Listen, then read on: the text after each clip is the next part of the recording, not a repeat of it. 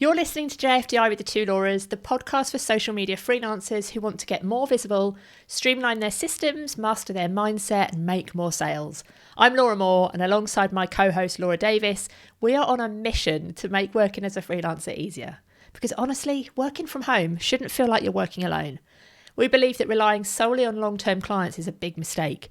It means that your bank balance can become capped, it puts your income at risk when a client cancels, and we're on a mission to help you to avoid that retainer trap. And we want to help you to build a more flexible business. That means that you can make more money without working with more retainer clients. If you're worried about being stuck in that retainer trap, the membership is the place to be.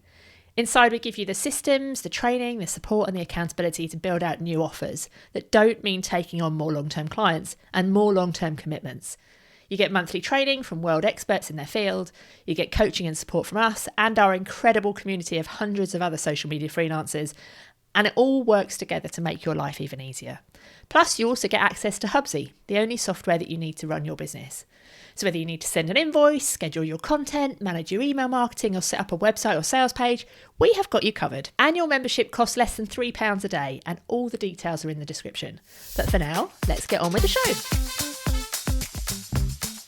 Hello, welcome back. Right, I've seen some content recently that annoys me a little bit. It's not just one piece of content, it's a few pieces of content. And basically, I think somewhere along the lines, we've gone from you need to market your business to you need to post every day on every single platform, show your face on camera, build lots of videos, go viral all the time, have a massive millions of followers. You need to basically be a micro influencer on top of actually doing your actual job. And I just don't think that's very good advice. And I want to say quite clearly, that is not what we mean when we say that you've got to be visible, because that's not what visibility means. And if that's a version of marketing yourself that is actually putting you off, then stick with us, continue and listen, because I can completely understand that. If I was listening to that advice and basically implying I had to become an influencer to have a successful business, then I wouldn't be doing anything either. But I think this is quite an important bit, so don't kind of zone off already. I'm not here to basically say you don't have to market your business at all. I would imagine that goes without saying, but just to be clear, marketing yourself is not optional. It is not something you can skip and just hope referrals carry on forever. The social media managers who have full client pipelines, who are have got amazing clients, who are being paid a really good, decent amount, and they're visible to the right people, and that's not a coincidence. So today I want to give you 5 very specific practical ways to be visible, to get clients that do not require you to essentially become an influencer, go viral, post 3 times a day and do everything that makes you want to essentially hide under a blanket. Okay, so number 1, let's go straight in. I need you to focus. We need you to pick a platform. Maybe 2 platforms at a push if you've got capacity, and we need you to show up. The number 1 reasons social media managers appear invisible is not actually because they're doing visibility wrong. It's often that they're trying to do it everywhere. Then they're kind of not then doing anything properly or doing anything to their best because they're stretching themselves too thin. They're posting daily on Instagram. They're building a LinkedIn presence. They're trying to show up on Threads. They're also doing a newsletter. They're doing reels. They're making TikToks. And at some point, probably someone will tell you that Pinterest is making a comeback and you need to be all over that as well. You do 2 weeks of all of that. You burn out. You stop. You feel guilty. And then after a while, you start again. And you do it all the same and you repeat it. And if that sounds familiar, then you need to keep listening because your ideal clients are not on every platform. They are somewhere very specific, and your job is to work out where that is show up there consistently, but not everywhere, sporadically. For most freelancers, I'd imagine that LinkedIn and Instagram are going to be a good bet. For some, it might be more niche. You might be in local Facebook groups or very specific online communities where your type of client hangs out. But it almost certainly is not on every single platform all at once. You want to pick one, absolutely two at a maximum, and do those two really well. Be consistent, show up, don't be chaotic on all six.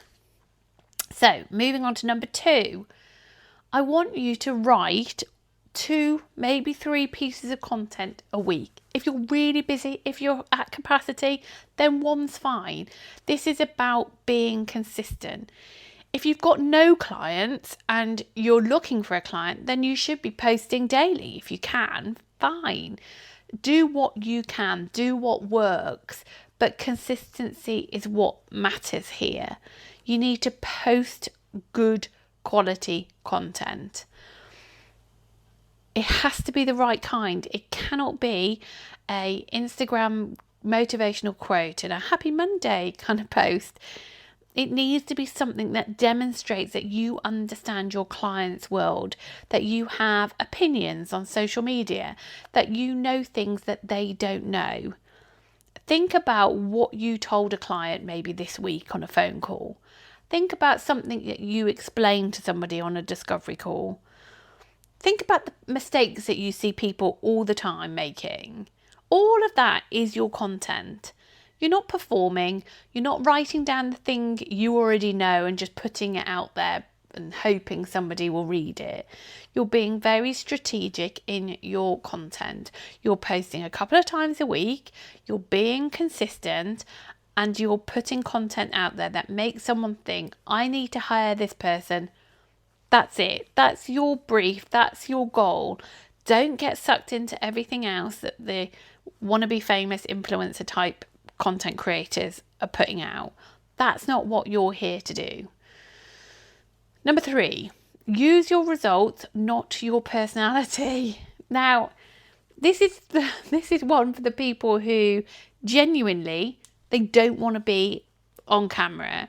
They don't feel like their personality is their selling point. Now, I would probably argue that you're being a little bit too hard on yourself, but I get it. Some days or weeks are just harder to want to show up than others.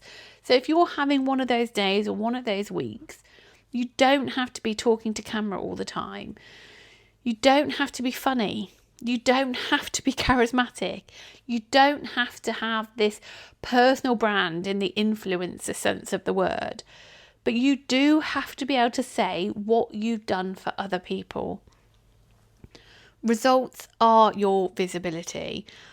If you've helped a client grow their Instagram following, document it. If you've run a campaign that sold out their event, document it. If you took over an account that was dormant and within X amount of time it was generating leads, document it. Those are things that you can write about without showing your face, without being funny, without doing a single reel. You can write them as case studies on LinkedIn. You can put them on your website. You can talk about them in your email newsletter. You mention them when someone asks what you do. Your results are essentially your content. If you don't have them written down anywhere, just start there. Write up 3 client wins that you've had in plain English, nothing fancy.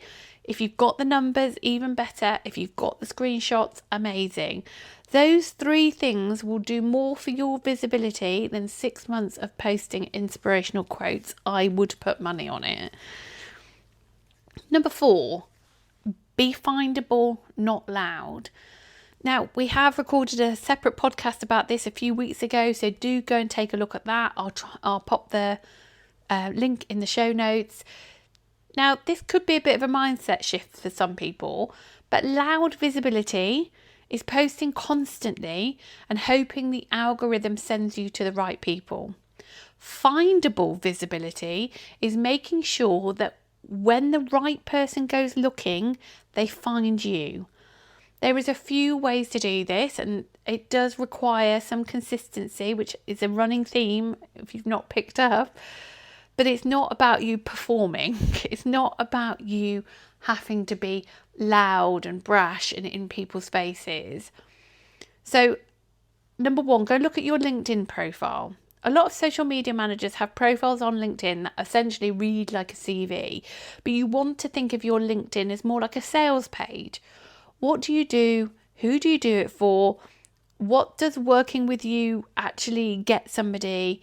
If your headline is just something for like freelance social media manager and nothing else, you're probably a bit invisible, and anyone searching LinkedIn for what you actually offer isn't going to be seeing you.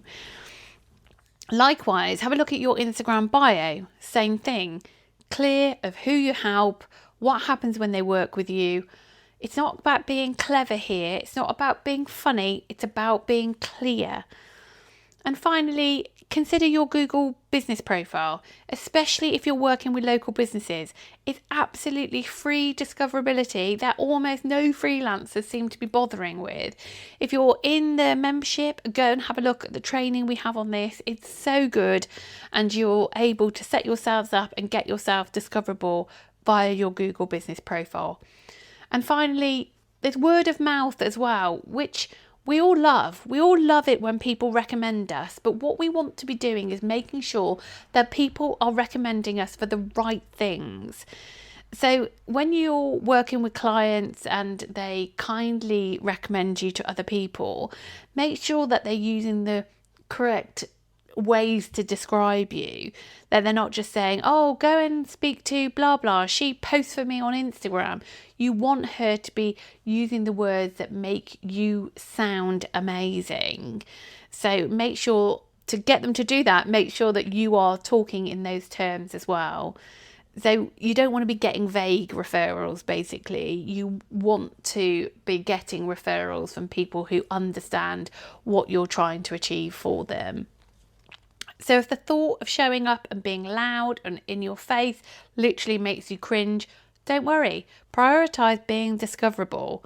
Discoverability wins every time in my book. Number 5, your final one, is to show up where your clients are, not where other social media managers are. We see this all the time. This is probably one of the things that can have such a big impact. A huge amount of social media manager visibility happens in spaces full of other social media managers. And that's great for community, for learning, but it's not where your clients are. Your clients are in industry-specific groups for their sector. They're on local business events. They're maybe in LinkedIn communities for their profession. They're reading newsletters about their niche. If you go and show up there as the social media expert in the room, you immediately stand out because everyone else is in there is not a social media expert. And the bar for being the most knowledgeable person in the room is a lot lower when the room isn't full of other social media managers. So definitely go and consider where you're putting your time and resource and make sure that you are showing up in communities where you can stand there and be the minority as a social media expert. Okay, so that's 5 ways, and none of which require you to be famous, loud, influencer type people. None of them require you to have a massive following, and none of them require you to do anything out of your comfort zone.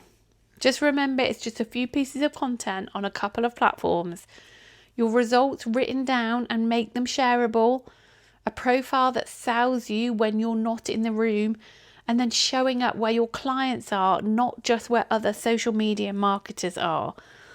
That's a visibility strategy. It's one that's completely manageable alongside actually doing your job.